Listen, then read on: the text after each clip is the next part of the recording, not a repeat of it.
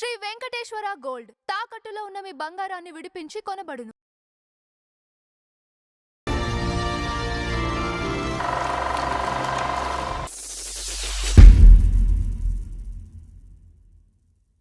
నమస్కారం నందం హరిచంద్రరావు గారు. నమస్కారం అంజబాబు గారు. పాత దర్శకులు చాలా వరకు కూడా మనం చర్చించుకున్నాం.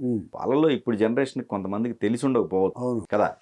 కానీ ముఖ్యంగా దర్శకుడు అంటే దార్శనికుడు, అంటే దారిని చూపించే వ్యక్తి అని అంటాం.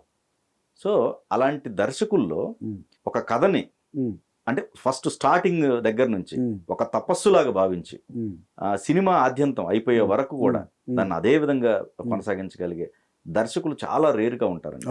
ఆ రేరుగా ఉన్న దర్శకుల్లో మన తెలుగులో కూడా కొంతమంది ఉన్నారు. ఆ కొంతమందిలో కొంతమంది ఉన్నారు.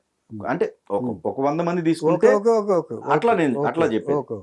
సో అలాంటి దర్శకుల్లో చెప్పుకోదగిన దర్శకులు, ఎప్పుడు ప్రతి ఒక్కరికి ఇన్స్పిరేషన్ అనే దర్శకుడు కళా తపస్వి విశ్వనాథ్ గారండి. కరెక్ట్, మహానుభావుడు. నిజంగా సంప్రదాయాన్ని దేశ ఖండాంతరాలకు కూడా తీసుకెళ్లే చిత్రాలు తీసిన దర్శకుడు కాశీ విశ్వనాథ్ గారు. సంప్రదాయాన్ని చివరి చిత్రం వరకు మర్చిపోని దర్శకుడు ఆయన. ఇది ముందు కొన్ని సాంఘిక చిత్రాలు, మామూలు చిత్రాలు తీసినా కూడా ఆయన దర్శకత్వం పట్ల అసలు ఒక భక్తి, ఒక తపస్సు అని చాలా మంది అంటారు, కానీ ఒక భక్తితో తీసిన దర్శకుడు కాశీనాథ్ విశ్వనాథ్ గారు. ఏంటంటే ప్రతి దాంట్లో, ప్రతి బిట్లోనూ ఆయన ఆ శ్రద్ధ తీసుకున్నాడు. దర్శకులందరూ కూడా ఆలోచించవలసిన విషయం ఇది. ఇప్పుడున్న దర్శకులు అయితే మళ్ళీ మనకి రాజమౌళి గారు కనిపిస్తున్నారు. అట్లా అంటే దాని ఇంపార్టెన్స్ చాలా ఇంపార్టెన్స్. అంటే ప్రతి దృశ్యాన్ని మనం ఎంత జాగ్రత్తగా తీయాలనే దాన్ని ఆనాటి దర్శకులతో పాటు ఇవాళ రాజమౌళి గారు అంత డీటెయిల్డ్ గా కూడా తీస్తున్నారు. డీటెయిల్డ్ గా తీస్తున్నారు, ఎఫెక్టివ్ గా తీస్తున్నారు. అలాగే ఈయన స్టైల్ వేరు, ఆయన ఇది వేరు. విశ్వనాథ్ గారు చదువుకున్న తర్వాత ఆయన సాహిత్యం పట్ల బిగినింగ్ నుంచి సంగీతం పట్ల ఎక్కువ, కానీ సినిమాల్లోకి వచ్చాక ముందు ఆయనకు అలవాటు పడలా, ఆ సినిమాలు తీలా. తర్వాత కొంతకాలం అయిన తర్వాత అది ఆటోమేటిక్గా అది ఇన్వైబ్ అయింది ఆయన దాంట్లో. ఆయన సినిమాల్లో ఫస్ట్ మామూలు సినిమాలు తీశారు ఆయన, మన సాంఘిక చిత్రాలు తీశారు ఆయన. విజయవాడలో జన్మించారు ఆయన. విజయవాడలో జన్మించిన విశేషం ఏంటంటే ఆయన తండ్రి సౌండ్ రికార్డిస్ట్. బీఎస్సీ చదివాడు ఆయన. బీఎస్సీ చదివిన తర్వాత వేరే ఏదో వ్యాపారం చూసుకోవాలి, ఉద్యోగం ఏదో చూసుకోవాలి కదా. కానీ తండ్రి రికార్డిస్ట్గా ఉన్నారు కాబట్టి తండ్రి దగ్గరికి వచ్చాడు ఆయన మెడ్రాస్లో. తండ్రి దగ్గర రికార్డిస్ట్కి వచ్చిన తర్వాత దాన్ని నేర్చుకున్నాడు ఆయన. ముందు దాన్ని నేర్చుకుని వాహిని స్టూడియోలో సౌండ్ రికార్డిస్ట్గా చేశాడు. సౌండ్ రికార్డిస్ట్గా చేసిన తర్వాత ఇక సినిమా పట్ల అవగాహన బోల్డంత వస్తుంది. ఎందుకంటే డిఫరెంట్ డైరెక్టర్ సినిమాలన్నీ రీరికార్డింగ్కి, మ్యూజిక్కి వస్తాయి, రీరికార్డింగ్కి వస్తాయి. పాటలప్పుడు కాదు, పాటలు రికార్డ్ చేసినా కూడా రీరికార్డింగ్ వచ్చినప్పుడు సినిమా పట్ల అవగాహన పెరుగుతుంది వీళ్ళకి. అలాగా ఆయన డిఫరెంట్ డైరెక్టర్ సినిమాలన్నీ అవగాహన చేసుకుంటూ ఇంట్రెస్ట్గా ఇది ఇలా ఉంటే బాగున్నాయి, ఇది ఇలా ఉంటే బాగుంది, కొంచెం కామెంట్లు అంటే తనలోనే చేసుకునేవాడు ఆయన. బయట వాళ్ళకి చెప్పడం కాదు, తనలోనే. ఇది అంటే ఆలోచన శక్తి పెరిగింది ఈ సినిమాలు చూస్తూనే. ఈ సీన్ ఇలా ఉంటే బాగుండేమో, ఈ సీన్ ఇలా ఉంటే బాగుండేమో. అది కూడా ఒక ఎడ్యుకేషనే లెక్క చెప్పాలంటే. అంటే మనం చూసి ఇన్స్పైర్ అవుతాం కదండి. ఏదైనా సరే ఒక దృశ్యాన్ని కానీ, ఒక రియల్ లైఫ్ని చూసి కానీ ఇన్స్పిరేషన్తోనే సినిమాలు తీస్తారు ఎవరైనా. ఒక క్యారెక్టర్ని చూసి కానీ, ఒక పాత్ర యొక్క ఔచిత్యాన్ని చూసి కానీ చేస్తూ ఉంటారు. అలాగా విశ్వనాథ్ గారికి దర్శకత్వం పట్ల కూడా ఒక ఇంట్రెస్ట్ కలిగింది. అంటే దర్శకత్వపు కథా రచన, ఆలోచన కలిగింది ఈ థియేటర్లోనే. ఆయన సౌండ్ రికాస్ట్గా చేసినప్పుడు ఆయన డ్యూటీ సక్రమంగానే చేసేవాడు ఆయన. అలా వచ్చినప్పుడు ఆదిత్య సుబ్బారావు గారి సినిమాలు చూశాడు ఆయన. సినిమాలు చూసినప్పుడు ఈ పక్కన డైరెక్షన్ డిపార్ట్మెంట్తో ఇది ఇలా ఉంటే బాగుంటుంది కదా, న్యాచురల్గా సంభాషణలు జరుగుతూ ఉంటాయి. ఇంచేత పెద్దవాళ్ళతో చెప్పలేరు వీళ్ళు. విశ్వనాథ్ గారు కూడా అప్పుడు యంగే కదా, వచ్చినప్పుడు చెప్పకుండా ఏం చేస్తారంటే ఆ దర్శకత్వ శాఖలో ఉన్న వాళ్ళు ఎవరు ఉంటే వాళ్ళ దగ్గర ఇది ఇలా ఉంటే బాగుండేమో, ఇలా ఉంటే బాగుండేమో అని అంటారు. ఉమ్, వాళ్ళు ఏం చేస్తారు, ఇలా సౌండ్ ఇంజనీర్ ఇలా అన్నారండి, ఇది ఇంకా బాగుండేదేమో అని అన్నారండి అని డైరెక్టర్ గారికి చెప్తారు. ఆ, అది ఆదిత్య గారు తెలుసుకున్నారు. ఆయన ఆదిత్య గారు తెలుసుకున్న తర్వాత ఇదేమో బతుకు తెరువు, సౌండ్ రికార్డిస్ట్ అనేది జీతం కోసం పనిచేసే తనువు. ఈయనకి క్రియేటివిటీ మీద బాగా ఎక్కువ ఇంట్రెస్ట్. ఎందుకు మరి అది ఆయన ఇలా సినిమాలు తీయాలి కదా, ఆయనకు అందుకనే వచ్చింది. ఉమ్, ఆది సుబ్బారావు గారు ఇన్వైటెడ్ హిమ్. నువ్వు ఎందుకు అలాగ వేస్ట్ చేసుకుంటావు నీ బ్రెయిన్, నా దగ్గర ఉండిపో, నువ్వు నీకు కంప్లీట్గా నా కథా చర్చల్లో పాల్గొంటూ ఉండు, నా డైరెక్షన్ డిపార్ట్మెంట్లో పనిచేద్ది కానీ వచ్చామని చెప్పాడు గారు. ఉమ్, ఆఫర్ వచ్చిన తర్వాత ఈయన ఎందుకు వదులుతాడు, ఎప్పుడు వస్తుందా అని అవకాశాన్ని చూస్తున్నారు కదా ఈయన. ఆయన బెస్ట్ ఇమ్మీడియట్గా జంప్ అయిపోయాడు. ఆయన ఉమ్, జంప్ అయిపోయి ఆదిత్య గారి కథా చర్చల్లో పాల్గొనటం, సలహాలు ఇవ్వటం. అంచేతే ఈయన పాయింట్లు ఇంచేతంటే కథలు క్రియేట్ చేసేవాడు కంటే కథలు విని జడ్జిమెంట్ చేసేవాడు కూడా కావాలి వాళ్ళకి. ఓకే, విశ్వనాథ్ గారు అలా చేసేవాడు. ఆయన ఇది ఎందుకు జరిగింది, ఇది ఎందుకు జరిగింది అంటే ఒక ఆన్సర్, పరిష్కారం దొరుకుద్ది. ఓకే, దానికి పరిష్కారం ఆలోచిస్తారు రైటర్స్. రైట్, అలాగా ఆ కథా చర్చల్లో ఈ విభాగం వచ్చేసేటప్పటికి ఆదిత్య గారి సినిమాల్లో ఒక తప్పు లేకుండా నిర్మాణం కావడం ప్రారంభించాయి. ఉమ్, ఆదిత్య గారికి కూడా ఒక రిలీఫ్ వచ్చింది. అంచేతంటే నా నా బ్రెయిన్ని షేర్ చేసుకునే ఒక మరో దర్శకుడు లాంటి వాడు దొరికాడని విశ్వనాథ్ గారని చేశారు. ఉమ్, ఇట్లాగా చేస్తుండగా మోగ మనసులకు వచ్చేటప్పటికి ఆయన సినిమాలు చేస్తున్నాడు. ఆయన బాబు మూవీస్లో చేస్తున్నాడు. మోగ మనసులకు వచ్చేటప్పటికి కొన్ని షార్ట్స్ ఆయన తీయటం, ఈయన కొన్ని సీన్లు అప్పచెప్పటం, సాంగ్లు అప్పచెప్పటం, ఇవన్నీ చేస్తూ ఉండేవాడు. ఆయన ప్రొడ్యూసర్ నుంచి ఏదన్నా ఇబ్బందులు వచ్చాను, ఇది ఎందుకు చేస్తున్నారు ఇది అనుకోండి, ఇక ఇలా చెప్పు అని ఆది సుబ్బారావు గారు చెప్పేవాడు. ఇప్పుడు ఆయన బండ పెట్టి తీయమన్నాడు అనుకో, అలాగే సార్ తీద్దాం సార్ అని చెప్పు అని మెలకువలు కూడా నేర్పాడు ఆది సుబ్బారావు గారు. ఉమ్, ప్రొడ్యూసర్కి అనేకమైన రకాల ఇది ఉంటాయి వీళ్ళకి. వీళ్ళ మనస్తత్వాన్ని వాళ్ళతో మనం ఆర్గ్యూ చేసామనుకో, మన బ్రెయిన్స్ పోతే సినిమా తీయలేము. అంచేత ప్రొడ్యూసర్స్లో ఎప్పుడు కూడా వాళ్ళకి అనుగుణంగా వెళ్ళు, నువ్వు చేసేయి. ఒక రకంగా ఈయన గురువు గారు అనుకోవచ్చు ఆది సుబ్బారావు గారు. అంతే కదా మరి, అంతే కదా. గురువుగారేగా, ఆ, గురువుగారే కరెక్ట్. ఆది సుబ్బారావు గురువుగారే. ఉమ్, ఏమండి, ఉమ్, అన్నపూర్ణ పిక్చర్స్లో ఎక్కువ పిక్చర్లు చేశారు ఆది సుబ్బారావు అని మీకు తెలుసు. అవును, ఎంచేతంటే ముందు ఫస్ట్ కేవీ రెడ్డి గారి దగ్గరికి వెళ్తే ఆయనకి డేట్స్ దొరక్క ఆది సుబ్బారావు అమర సందేశం బాగా తీశారని చేసిన తర్వాత ఈయన్ని డైరెక్టర్గా పెట్టుకున్నారు. ఉమ్, ఏమండి, డైరెక్టర్గా పెట్టుకుని తోడుకోడలు అనే సినిమా తీశారు. ఇది ఈయన బాగా ట్యూనప్ అయిపోయాడు అన్నపూర్ణ పిక్చర్స్ సంస్థలో. ఆ, ట్యూనప్ అయిపోయేటప్పటికి ఇక నాగేశ్వరరావు గారితో బాగా కనెక్ట్ అయ్యాడు ఈయన.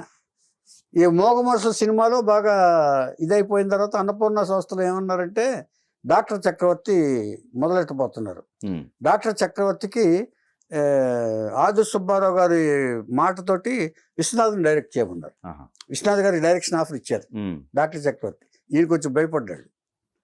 ఇదే చెప్తున్నానుగా నేను, ఇప్పుడు డైరెక్షన్ అంటే ఇప్పుడు ఒక పిక్చర్ చేసేసి నేను డైరెక్ట్ చేస్తానని చెప్పేసి ప్రొడ్యూసర్ కోసం ట్రై చేసుకునే ఈ కాలం కంటే ఆ కాలంలో వాళ్ళు ఎలా చేశారు, డైరెక్షన్ పూర్తిగా తెలుసుకుంటే తప్ప డైరెక్షన్ చేయలేదు అన్న సంగతి ఇప్పుడు ఈ జనరేషన్ తెలుసుకోవాలి. మనం డైరెక్షన్ అంటే ఊరికే ఒక కెమెరామెన్ పెట్టుకుని ఏదో తీసేసేయటం కాదండి, అవగాహన ఉండాలి. మెయిన్ మనం తీసే దాంట్లో అర్థం ఉండాలి. కామన్ సెన్స్ అనేది కామన్ సెన్స్ మోస్ట్ ఇంపార్టెంట్.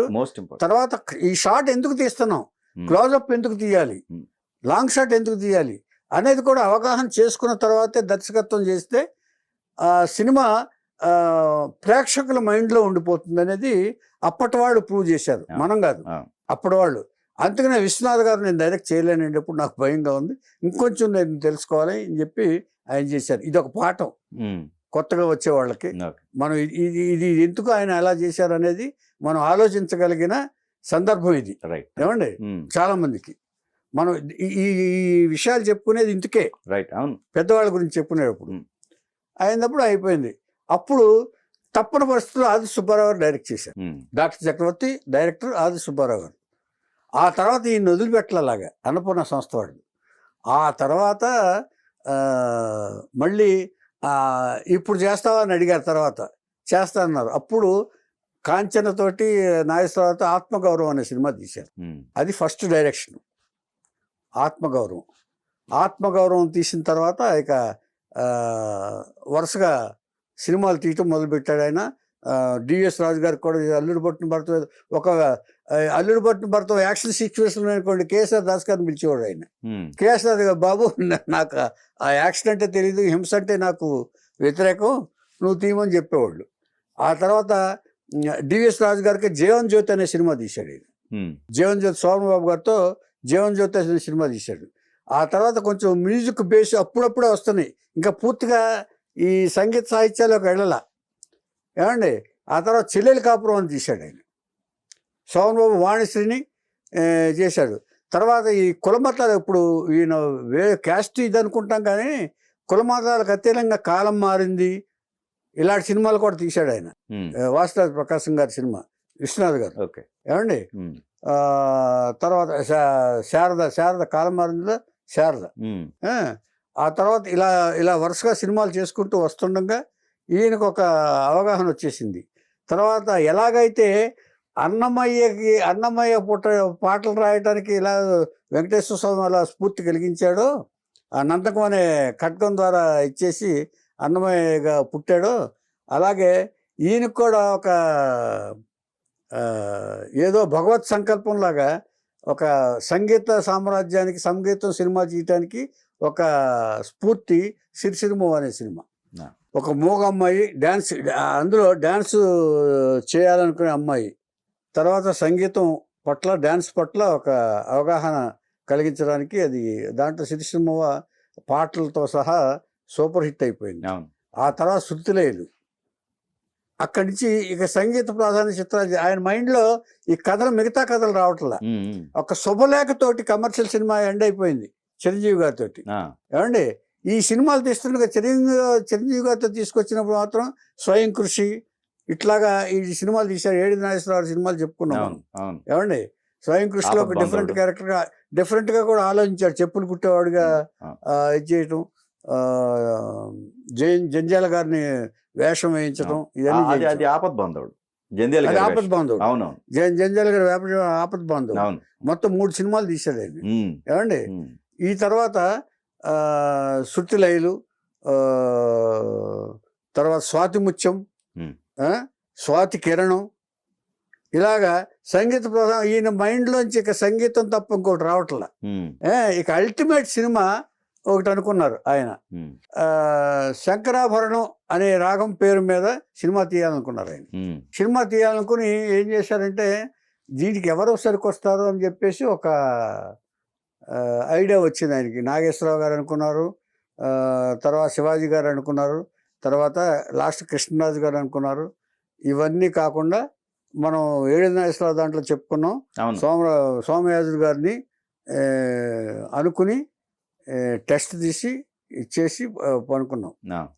దాంట్లో చెప్పాను, డీటెయిల్స్ చెప్పాను నేను. సోమయాజులు గారితో శంకరాభరణం తీశారు. తీసిన తర్వాత దానికి ఇక అసలు బిజినెస్ లేదు శంకరాభరణానికి. అయిపోయాడు విశ్వనాథ్ గారు అనుకున్నారు. ఈయన ఎంత పొగరు కాకపోతే ఒక కొత్త వాడిని తీసుకొచ్చి శంకరాభరణం అనే సినిమా తీస్తాడు అని కూడా అనుకున్నారు. థియేటర్లో బిజినెస్లు ఎవరు రాలేదు. కానీ ఒక డిస్ట్రిబ్యూటర్ లింగమూర్తి గారని అప్పుడు ఆపద్ బాంధవుడు ఉండేవాడు ఆయన. ఏ సినిమా ఆపదలో ఉన్నా కూడా ఆయనే రిలీజ్ చేసి పెట్టేవాడు ఆయన. అంచేత నిర్మాతల పాలిట ఆపద్ బాంధవుడు అని ఆయన అనుకున్నారు ఆయన, లింగమూర్తి గారని. చాలామంది తెలుసుంటుంది. ఇప్పుడు ఆయన ఎక్కడున్నారో కూడా తెలియదు పాపం. ఏమండి ఇలాగా శంకరాభరణం తీశారు. శంకరాభరణం తీసిన తర్వాత ఇక ఈ సినిమా తర్వాత ఇక సన్మానాలు, సత్కారాలు అమెరికాలో దాదాపు 30-40 రోజులు ఈ శంకరాభరణం సన్మానాలే జరిగినాయి. అక్కడ వాళ్ళు రోజుకు ఒకళ్ళు చొప్పున. ఏమండి ఇది అయిన తర్వాత స్వరాభిషేకం అని తీశారు. స్వరాభిషేకం అది కూడా సంగీత ప్రధాన చిత్రం, శ్రీకాంత్ని వాళ్ళనే పెట్టి స్వరాభిషేకం అని తీశారు. ఈ అయిపోయిన తర్వాత ఇక్కడి నుంచి ఇక ఈయనకి ఈ కథల మీద ఇక తగ్గుముఖం పట్టింది కొంచెం. ఆ, అయితే వయసు కూడా పెరిగి ఈయన ఈ కథల మీద ఆలోచన చేయకుండా సినిమాలు అంటే తీస్తే చాలా ఇదిగా తీయాలి, మనం తీయగలిగే స్థితిలో ఉన్నావా లేనని కూడా ఆలోచించుకున్నాడు ఆయన. అంటే తన వంతు తను ఆలోచించుకున్నాడు ఆయన. అయితే తన బాధ్యత ఏంటి, ఎంతవరకు ఉండాలి, ఇప్పుడు మనం ఇతరులను ఎవరు కష్టపెట్టకూడదు నిర్మాతల్ని, నా ఇన్ఎఫిషియన్సీ వాళ్ళకి మైనస్ పాయింట్లు కాకూడదు అని చెప్పేసి అనుకుని ఆయన కొంచెం విరామం తీసుకుంటూ ఉన్నారు. ఆయనకి 2 కొడుకులు 1 అమ్మాయి. అంటే ఫ్యామిలీ విషయం చెప్తాను ముందు. 2 కొడుకులు 1 అమ్మాయి. కొడుకుల్ని దీంట్లోకి ఎందుకు తీసుకురాలేదు చాలా మంది అడిగారు. నేను తీసుకురాను. ఎందుకంటే నాకు వాళ్ళు ఒకవేళ ఏదైనా దెబ్బతుంటే వాళ్ళకి పైకి రాకలేకపోతే ఆదుకునే శక్తి నాకు లేదు. ఒకవేళ దర్శకత్వ శాఖలో పెట్టాననుకోండి, దర్శకత్వ శాఖలో పెడితే వాళ్ళతో సొంతంగా సినిమాలు తీయగలిగే శక్తి నాకు లేదు. నా దగ్గర అంత డబ్బు లేదు. చాలామంది తీశారు, దెబ్బతిన్నారు, నేను చూశాను. చాలామంది తీశారు, అందరూ అగ్రదర్శకులు అందరూ తీశారు. ఏమండి, నాకు అంత శక్తి లేదు. అందుకని నేను వాళ్ళని ఈ సినిమా ఫీల్డ్ వద్దురా బాబు అని చెప్పాను నేను. ఒక అబ్బాయి ఏమో సింగపూర్లో ఉద్యోగం చేసుకుంటున్నాడు. కావాల్సింది ఏముంది, ఏదైనా ఇదేగా. వాళ్ళకి పోనీ అంతగా క్రియేటివ్ ఇంట్రెస్ట్ నాలాగా ఉంటే పోనీ తీసుకొచ్చిన అర్థం ఉంది. వాళ్ళకి కూడా అంతగా లేదు. నేను క్రియేట్ చేయలే వాళ్ళకి, అంటే వాళ్ళకి స్ఫూర్తి కలిగించలే ఈ దర్శకత్వంలోకి రావాలని. నేను ఒక్కడిని చాలు. నేను కూడా నా అదృష్టం కొద్దీ మా నాన్నగారు సౌండ్ రికార్డ్ అవ్వబట్టి అక్కడి నుంచి నేను వచ్చాను. అంటే నా పిల్లకి ఇలా ఇబ్బంది కలగకూడదని చెప్పేసి ఆయన అనుకున్నారు. ఆ తర్వాత 2వ కొడుకేమో హైదరాబాద్లో ఉద్యోగం. ఏమండి, కూతురేమో అల్లుడేమో ఇంజనీరు, రిటైర్గా అయ్యాడు ఇప్పుడు ఈ మధ్యకాలం. ఏమండి, ఆ తర్వాత ఇలాంటి తృప్తికరమైన జీవితాన్ని సాగించి ఆయన ఎలాగైతే సినిమాలు తీశారో, ఎంత పవిత్రంగా అయితే సినిమాలు తీశారో, జీవితాన్ని కూడా అంత పవిత్రంగానే ఆయన నడుచుకున్నాడు. ఆయన ఒకళ్ళ మీద ద్వేషం కానీ, ఒకళ్ళని కామెంట్ చేయటం కానీ, ఒకళ్ళు ఇది కానీ ఏమీ లేకుండా ఆయన తన సినిమాల్లో ఉన్న పవిత్రతని నిజ జీవితంలో కూడా చూపించి, ఎవరి పట్ల ఇది లేకుండా తన జీవితాన్ని తన పవిత్రంగా సాగించి 92వ ఏట ఈ మధ్యనే ఆయన చనిపోయారు. అండ్ ఇక్కడ ఇంకోటండి, ఆయన సెట్లో కాకి డ్రెస్ వేసుకుంటా ఉంటారు. కాకి డ్రెస్ వేసుకోవడానికి కారణం ఏంటంటే ఆయన వర్క్ మ్యాన్షిప్ మెయిన్. పని చేయటానికి ఇది అక్కర్లేదు. కార్మికులు ఎలాగైతే పని చేయాలో దర్శకుడు కూడా అలాగే సెట్లో అన్ని పనులు చేయగలిగి ఉండాలి. 24 క్రాఫ్ట్స్. దర్శకుడు అనేవాడు కెప్టెన్ ఆఫ్ 24 క్రాఫ్ట్స్. ఆ 24 క్రాఫ్ట్స్కి రిప్రజెంటివ్గా ఉండాలి అని ఆ డ్రెస్ వేసుకుంటే ఇది వస్తుంది మనకి అని చెప్పేసి ఆయన డ్రెస్ వేసుకుంటారు. ఇది అయిన తర్వాత ఇంతకంటే గొప్ప విషయం ఏంటంటేనండి, ఆయన ఆది దంపతులు అంటాం మనం. ఆది దంపతులు అంటే ఎంత పార్వతీ పరమేశ్వరులు అంటాం కదా, అలాగే ఈయన చనిపోయిన 24వ రోజున ఆయన భార్య గారు మరణించారు. భర్తతోటిదే జీవితం అనుకుని దాదాపుగా 92 సంవత్సరాల పాటు ఆయన ఉండగా, ఈవిడ దాదాపుగా అంటే 80-85 ఉంటాయి కదా ఈవిడకి, ఏజ్ కరెక్ట్గా చెప్పలేను కానీ ఆయనతో పాటు కలిసి ఉండి ఆయన విడిపోయిన తర్వాత ఆ ఎడబాటును భరించలేక 24వ రోజున ఆయన సన్నిధికి చేరుకుంది భార్య గారు. ఇది విశ్వనాథ్ గారి చరిత్రలో మనం బాగా చెప్పుకోవాల్సిన ఇది. అంటే ఎంత పవిత్రంగా వాళ్ళు జీవించారనే దానికి ఆయన సినిమాల్లాగే ఇది కూడా ఇది అంతర్జాతీయ కాంతిని గడించడమే కాదు, అందరి ఖండాంతరాలకి తీసుకెళ్లిన ఘనత మన విశ్వనాథ్ గారు. అవార్డుల విషయం అయితే చాలా అవార్డులు వచ్చాయి కదా ఆయనకి. చాలా అవార్డులు ఏంటండి బాబు, 5 నేషనల్ అవార్డులు, ఫిల్మ్ అవార్డులు, ఏమండి 10 ఫిల్మ్ఫేర్ అవార్డులు, తర్వాత 7 స్టేట్ నంది అవార్డులు, ఏమండి పద్మశ్రీ వచ్చింది, ఏమండి 2016లో దాదాసాహెబ్ ఫాల్కే అవార్డు వచ్చింది, రఘుపతి వెంకయ్య అవార్డు వచ్చింది. మొత్తం అవార్డులన్నీ ఈయన పరం. అంటే అవార్డుల దర్శకుడు అని పేరు కూడా పొందాడు విశ్వనాథ్ గారు. అంచేత అసలు ఈ విశ్వనాథ్ గారితో సినిమా తీయాలనుకున్న నిర్మాత ఎప్పుడు కూడా అవార్డుల కోసమే వచ్చేవాళ్ళు. అవార్డు వస్తే ఏంటంటేనండి దాని అడ్వాంటేజ్ టీవీలో వేసుకుంటారు ఎక్కువ. ఎక్కువ పే చేస్తారు. ఉమ్, తర్వాత అదర్ లాంగ్వేజెస్కి బాగా అడ్వాంటేజ్ ఉంటుంది. ఆ అడ్వాంటేజ్ పొందిన వాళ్ళు ఏది నాగేశ్వరరావు నెంబర్ 1. రైట్. దాన్ని తెలుసుకున్నాం. అవును. ఏమండి, ఉమ్, తర్వాత ఈయన ఈయన నటుడుగా దింపినవాడు కమల్ హాసన్ గారు. ఉమ్, ఈయన దర్శకుడుగానే ఉండేవాడు. ఓకే. అసలు ఈయన నటించేవాడు. ఆర్టిస్టులందరికీ నటన ఈయనే చూపించేవాడు. ఈయన మళ్ళీ ఉమ్, వాళ్ళు కాదు, ఉమ్, మొత్తం తను యాక్ట్ చేసి తను ఇది చేసి ఎక్కువ తను ఇన్వాల్వ్ అయ్యి నటించి చూపించేవాడు. రైట్. కొంతమందినేమో అది నచ్చుతుంది, కొంతమందికి అది నచ్చదు. ఉమ్, ఆ కామెంట్స్ కూడా వచ్చినాయి తర్వాత. ఓకే. ఏమండి, తర్వాత శుభ సంకల్పం అనే సినిమా కమల్ హాసన్ తీస్తూ గురువు కింద లెక్క ఈయనకి. ఉమ్, ఈయన కమల్ హాసన్కి గురువు కింద లెక్క భావిస్తాడు ఆయన, కమల్ హాసన్ గారు. ఉమ్, శుభ సంకల్పం తీస్తూ మీరు ఎలాగైనా ఆ ఫాదర్ క్యారెక్టర్ వేయాలని చెప్పి ఆయనతోటి బలవంతంగా వేయించాడు ఈయన. ఉమ్, తర్వాత ఈయన ఈ మనం ఏదో క్యాస్ట్ ఫీలింగ్ అంటాం, కానీ కుల వ్యవస్థ మీద అసలు ఈయనకి అసలు ఇది లేదు. సినిమాల్లో ఆయన ఎప్పుడు కూడా దాన్ని పాటించాల, కానీ అలా కనిపించేటట్టుగా సినిమాలు ఉంటాయి. ఉమ్, ఏమండి, సోమయాజు గారిని ఇంట్రడ్యూస్ చేసింది ఈయన. తర్వాత అసలు ఏమీ ఊహలో లేని మంజు భార్గవిని ఒక మంచి క్యారెక్టర్, తులసి క్యారెక్టర్లో శంకరాభరణంలో చూపించిన ఘనత ఈ విశ్వనాథ్ గారు. ఉమ్, ఒక వ్యాంపిష్ క్యారెక్టర్లు వేస్తున్న మంజు భార్గవ్ గారు. ఏమండి, ఇలా చేస్తుండగా ఈయన చెల్లెల కాపురం కూడా ఒక వర్ణ దీని మీద ఒక అమ్మాయి హీరో నల్లగా చేసి డీగ్లామరైజ్డ్ పాత్రలో సౌరభం చూపించిన ఘనత కూడా విశ్వనాథ్ గారిది. ఏమండి, తర్వాత సప్తపది అంచేత తనకు ప్రేమలో నచ్చిన వాడినే పెళ్లి చేసుకోవాలి అని, ఒక పెళ్ళైనంత మాత్రాన ప్రేమించిన వాడిని వదిలిపెట్టక్కర్లేదు, ఇతని మీద భర్త మీద మనసు లేనప్పుడు ప్రేమించిన వాడి దగ్గరికి వెళ్ళిపోవచ్చు అని చెప్పేసి ఒక ఆదర్శవంతమైన పాయింట్లతో సినిమా తీసిన వారు కూడా సప్తపది కూడా ఈయనే విశ్వనాథ్ గారు. అంచేత విశ్వనాథ్ గారిని ఒకే ఘాట్లో మనం కట్టేయలేము, ఒక మూసలో కట్టేయాల్సిన అవసరం లేదు. అందుకే అన్ని రకాల పాత్రలు, అన్ని రకాల సినిమాలు తీసి ఆయన యూనివర్సల్ డైరెక్టర్ అని పేరు తెచ్చుకున్నారు విశ్వనాథ్ గారు. కానీ ఎందుకు ఆ అపవాదు వచ్చింది ఆయన పైన? మరి అతను వచ్చిందంటే ఎక్కువ ఎంకరేజ్ చేసేవాడు, ఆయన సినిమాల్లో ఎక్కువ వాళ్లే ఉండేవాళ్ళు. ఎంత ఒక ఎత్తు అయితే ఇప్పుడు మీరు అన్నారు, మీరు ఆయన మీద అపవాదు అనేది ఒకటి వచ్చింది, కానీ ప్రాక్టికల్ గా అనుభవించిన వాళ్ళు కొంతమంది చెప్పడం జరిగింది. ఆయన భుజం మీద చేసినప్పుడు జంజన్ తగిలితే అనేది కూడా వచ్చింది అనేది కూడా రూమర్ కాదు, అనుభవించిన వాళ్ళు కూడా చెప్పారు, చెప్పడం జరిగింది. కరెక్ట్. అట్లా ఉన్నారు. కానీ ఆయన మరి సినిమాల్లో అలా చూపించలేదు, నాకు అనిపించలేదు. మరి అలాగే ఎంకరేజ్ చేసిన పీపుల్ కావచ్చు, ఆర్టిస్టులు కావచ్చు, అదొక్కటే ఆయన జీవితంలో ఆయన దగ్గర మిగతా క్యాస్ట్ వాళ్ళు కూడా చేశారు నో డౌట్.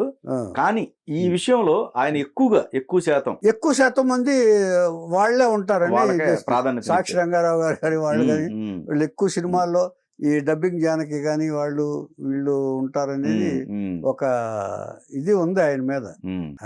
కానీ అలా అనుకోక్కర్లేదు. ఎంచేతంటే దర్శకుడిని ఎప్పుడు కూడా మనం చూడాల్సింది, మన ద్వారా చెప్పాల్సింది. దర్శకుడిని ఎప్పుడు కూడా ఆయన సినిమాలని దృష్టిలో పెట్టుకుంటే ఈ అపవాదులన్నీ కూడా మైనస్ అండి, చిన్న మైనస్ చెప్తారు. ఇది ఒక్కటే కారణం, ఒకటే చెప్పడంటే మనిషి అన్న తర్వాత టు ఎర్ర ఈజ్ హ్యూమన్ అన్నారు. అంటే తప్పు చేయలేని మానవుడు ఉండడు. అంటే ఇది తప్ప కాదా అనేది అది విచక్షణకు వదిలేద్దాం. ఇంకోటి అంతేకాదు, ఇప్పుడు ప్రోత్సహించుకోవడం కూడా తప్పులేదు కదా. ఇంచేతంటే మన వాళ్ళని మనం చేసుకోకపోతే ఎట్లాగనేది ఒకటి ఉంటుంది. ఇంచేతంటే మీరు కూడా నాకు చేయట్లేదని వాళ్ళే అంటారు మళ్ళీ. ఇప్పుడు మీరు ఏదో మాకు చేస్తారని, మీరు అయిన వాళ్ళని లేదా మన వాళ్ళని వచ్చాం, మీరు చేస్తారని వస్తే మీరు చేయలేదని మళ్ళీ వాళ్ళు కామెంట్ చేస్తారుగా, అదే ప్రచారం చేస్తారు కదా. అందుకని అది కూడా ఉండొచ్చు ఆయన. ఇంచేత కాకపోతే ఇది క్రియేట్ చేసిందే ఇది. అంచేత అనుభవించిన వాళ్ళు చెప్పారు కానీ ఆయన సినిమాల్లో అది కనిపించలే నాకు, నా వరకు. ఇంచేతంటే ఆయన సినిమాలు తీసిన విధానం సినిమాల్లో నిజమండి, సినిమాల్లో ఇది కనిపిస్తుంది. అంచేతంటే మనకు సినిమాయే కావాలి. ఇంచేత వ్యక్తి ఆయన పర్సనల్ వ్యక్తిత్వం అక్కర్లేదు మనకి, మనకి సినిమాలే కావాలి. సినిమాలో ప్రేక్షకులకి ఏం చెప్తున్నారు, ఏం మెసేజ్ ఇస్తున్నారు, ఏమి చెప్పాలని చూస్తున్నారు అనేది మనకు కావాలి. కరెక్ట్. అన్నీ కూడా ఒక పద్ధతిలోనే సినిమాలు తీశారని నా అభిప్రాయం ఇప్పటికీ. ఎస్ విశ్వనాథ్ గారు ఎస్ ఇంకేదంటే ఇక దాని గురించి అలాంటి దర్శకుడి గురించి మాట్లాడుకోవటంలో ఒక ఇన్స్పిరేషన్ కూడా మిగతా జనరేషన్ అవును అని నా అభిప్రాయం.